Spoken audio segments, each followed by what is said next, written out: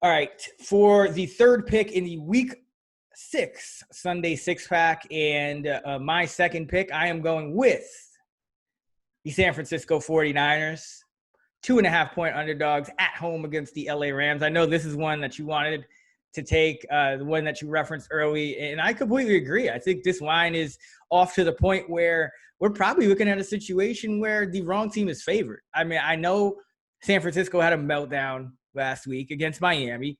I think that we all have underrated Miami a little bit, especially considering who their coach is and Brian Flores. I think one of the better if not best, Belichick, kind of disciples, members of that coaching tree that's gone on to another team. And that makes this Miami team really tough. And I'm not reading too much into that San Francisco collapse. I think it was just one of those weeks. Both sides of the ball were just off. They're still at home. This is their second straight home game now. LA, not like they have to try. Third straight. They've been upset the last two. Okay, yeah. So third straight home game. I think that puts them at a situational advantage, even though LA not really traveling far. To play them, they were in DC last week to play the Washington football team. So I think it's a good situational spot for San Fran. I don't make this number.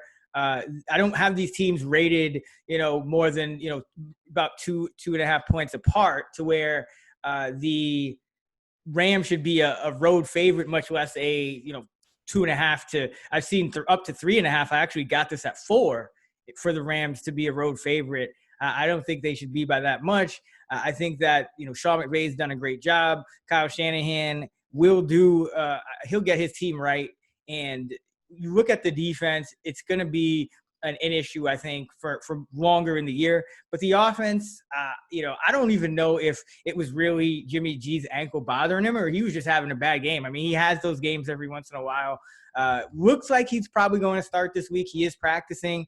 But even if he doesn't, I think like at this point, whether you have Beathard, whether you have Mullins, whether you have Jimmy G, this offense has enough weapons. The running game is good enough for you to stay in this game against the Rams. And I expect the 49ers coming off 2 games where, you go from the 49ers, where are they favored? Where do they close against Philly? 9-point favorites with Mullins at quarterback.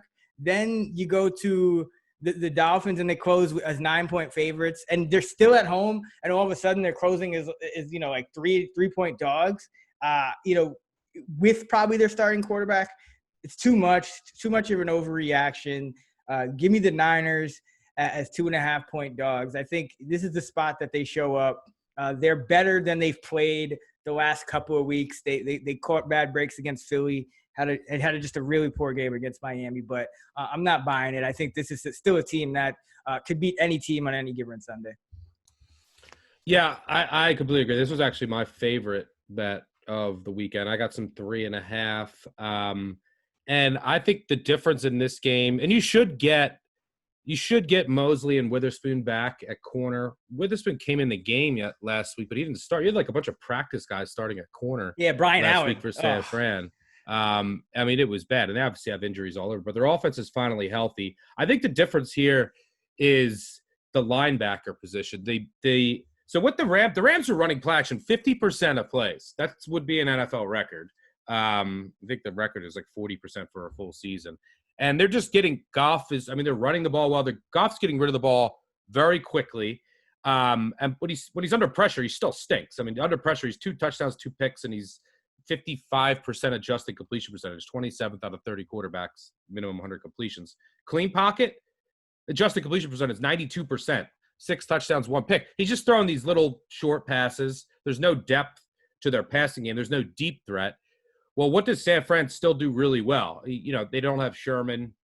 They don't have Williams in the slot, but they should get Mosley and Witherspoon back. But regardless, they still cover. They still can get pressure, even with their injuries to Bosa and Ford. So I think they'll get the Goff a couple times to cause him to throw into some mistakes. But they defend the short pass really well. Their linebackers are really strong in coverage. And if you just look from a DVOA perspective, San Fran's corner injuries, this is where this shows up. They're 30th in the NFL against the deep pass.